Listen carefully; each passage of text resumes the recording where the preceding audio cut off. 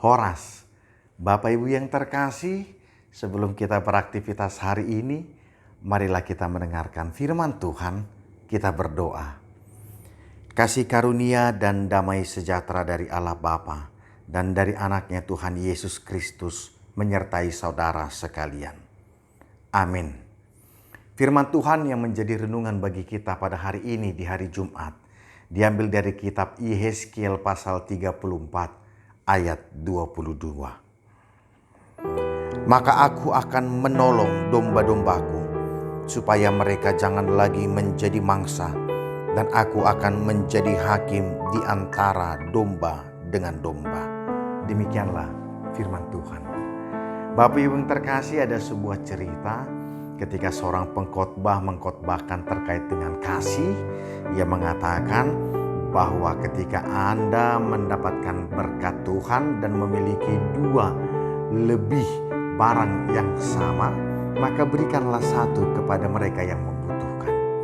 Ketika mendengarkan khotbah itu, anak si pengkhotbah pulang dan memberikan sepatu yang dimiliki ayahnya kepada orang yang membutuhkan, karena ternyata sang ayah memiliki lebih dari 3 pasang sepatu.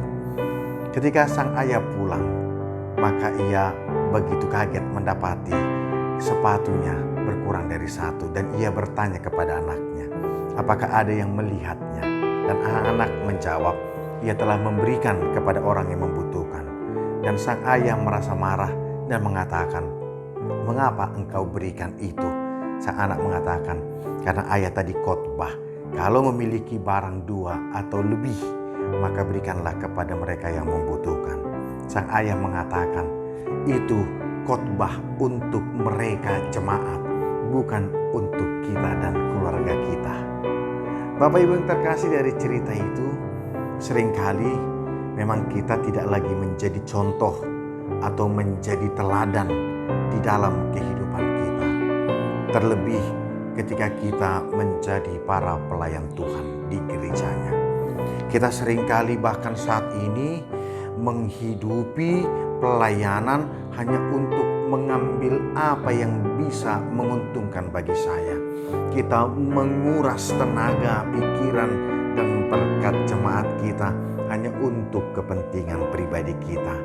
Kita tidak lagi menggembalakan mereka, sehingga banyak gembala-gembala yang membiarkan para umatnya, yaitu domba-dombanya, hidup di dalam ketersesatan, hidup di dalam kelemahan, dan mereka menjadi mangsa atas binatang buas, yaitu kejahatan itu sendiri. Demikian juga ketika kita menjadi seorang pemimpin di rumah tangga, kita tidak lagi mengajarkan firman kebenaran di dalam keluarga kita. Kita membiarkan mereka berserak tanpa arah. Dan bagaimana ketika kita seorang pemimpin di pekerjaan kita? Apakah kita memimpin untuk mereka bekerja dengan efisien, mereka bekerja sesuai dengan kehendak Tuhan, sehingga tidak terjadi korupsi, baik korupsi waktu maupun korupsi uang?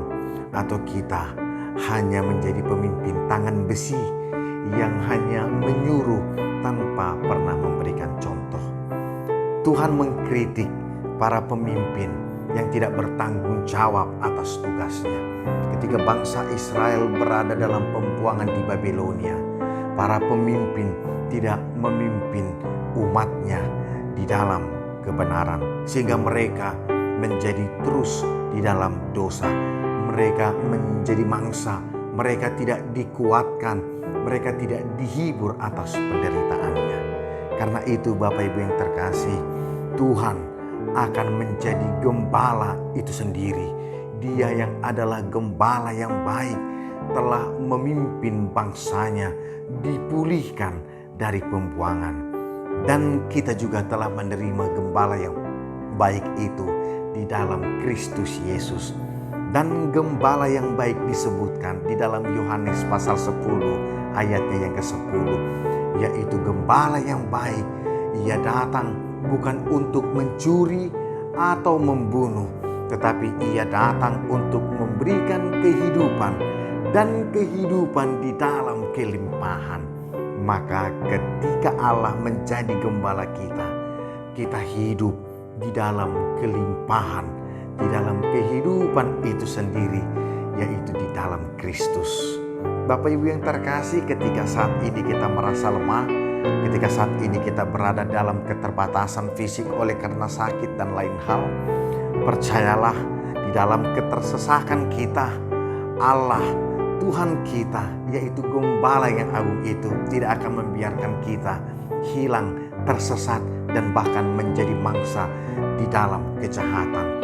Tetapi Ia akan memulihkan kita, membalut luka kita, menguatkan kita yang lemah, dan menunjukkan jalan keselamatan di dalam Kristus sehingga kita tidak lagi tersesat. Karena itu, mari kita serahkan hidup kita kepada Gembala yang agung itu dan biarkan Ia di dalam Roh Kudus memimpin kehidupan kita di dalam kelimpahan. Lalu yang kedua, saat ini kita diberikan waktu oleh Tuhan, maka kita pergunakan waktu kita untuk menjadi seorang pemimpin yang baik bagi sesama. Ketika kita menjadi seorang pelayan di gerejanya, mari kita mendoakan jemaat kita. Mari kita memberikan penghiburan bagi mereka yang berduka, bagi mereka yang di dalam sakit, bagi mereka yang hilang pengharapan. Tidak lagi ada perkataan kita, ya kita akan doakan tetapi kita tidak mendoakan. Ya kita akan melawat yang sakit tetapi kita mencari alasan dan sampai ujungnya kita tidak melawat jemaat kita yang sakit. Ketika kita sebagai orang tua, mari kita memimpin anggota kita di dalam pengajaran akan Kristus, menggembalakan mereka untuk mengenal kebenaran dan hidup di dalam persekutuan kasih. Sebagai seorang pemimpin di tengah pekerjaan, mari kita membawa anggota-anggota kita bekerja dengan baik dan tidak melanggar perintah Tuhan, sehingga setiap orang yang bekerja, mereka bekerja untuk mewartakan Allah melalui pekerjaannya. Karena itu Bapak Ibu yang terkasih, saat ini ketika kita akan beraktivitas, marilah kita menunjukkan diri kita sebagai gembala di tengah-tengah pekerjaan kita, sehingga orang lain kita dapat mengajarkan kebenaran, sehingga tidak akan ada lagi kita mengkorupsi waktu, mengkorupsi uang, atau ketika ada orang mengajak kita melakukan yang melanggar firman Tuhan, kita akan berdiri dan mengatakan itu tidak baik untuk dilakukan. Maka kita telah memberitakan kasih, menggembalakan umat Tuhan. Ketika di dalam keluarga, ketika ada anggota yang melakukan pelanggaran, mari kita juga mengingatkan mereka di dalam kasih, di dalam perkataan yang lembut, dan memperbaiki setiap kesalahan mereka agar mereka juga hidup di dalam kebenaran Tuhan. Sebagai seorang pelayan Tuhan, maka jadilah contoh teladan kepada jemaat, sehingga jemaat akan mensyukuri kehadiran Tuhan melalui pelayanan kita.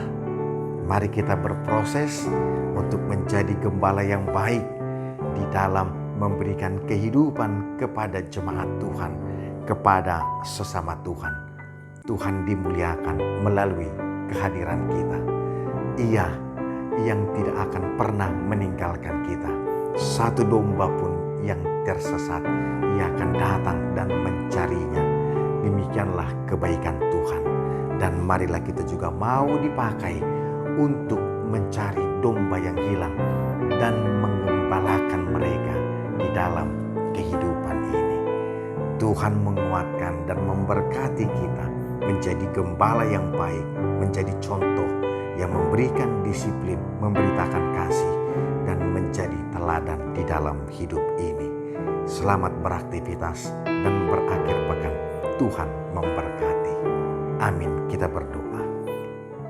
Kami bersyukur ya Allah Bapa, oleh karena kasih dan anugerah-Mu, kami senantiasa dikuatkan untuk memberitakan kasih di dalam kehidupan kami. Engkau menguatkan kami di dalam pelayanan kami sebagai gembala di tengah-tengah gereja-Mu, sebagai pelayan-Mu, sebagai orang tua di tengah-tengah keluarga, dan sebagai pemimpin dan juga pekerja di tengah-tengah pekerjaan kami. Berkatilah setiap aktivitas pelayanan kami hari ini, agar kami dapat membawa berita kesukacita kepada jemaat Tuhan dan kepada sesama kami. Baik sebagai pelayan, baik sebagai suami atau istri, sebagai orang tua, maupun di dalam setiap tanggung jawab pekerjaan kami. Berkati juga kepada seluruh jemaat Tuhan, agar mereka senantiasa di dalam pimpinan Roh-Mu untuk hidup di dalam persekutuan kasih dengan Engkau, dan melalui tindakan dan perkataan mereka mewartakan kasih Tuhan kepada sesama, terlebih kepada orang-orang tua kami yang telah berlanjut usia. Tuhan menguatkan mereka, agar mereka senantiasa dikuatkan untuk memberitakan kebenaran melalui nasihat dan pengajaran kepada kami yang berusia muda, sehingga melalui orang tua kami juga melihat kasih karunia Tuhan melimpah di dalam kehidupan yang setia kepadamu. Berkati jemaat-Mu yang sakit, berikanlah mereka kesabaran dan pengharapan akan menantikan kesembuhan dari Tuhan. Dan biarlah mereka juga kuat, karena Tuhan memberkati setiap proses pengobatan sampai pemulihan dan kesembuhan nanti. Kami serahkan hidup kami dalam tangan pengasihan-Mu. Di dalam Kristus Yesus kami berdoa dan mengucap syukur. Amin.